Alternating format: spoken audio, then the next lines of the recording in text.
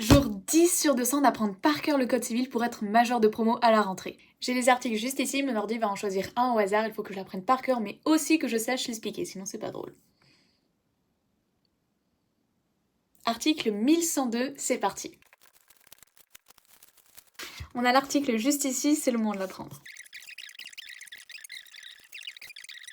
Article 1102 du Code civil, chacun est libre de contracter ou de ne pas contracter, de choisir son co-contractant et de déterminer le contenu et la forme du contrat dans les limites fixées par la loi.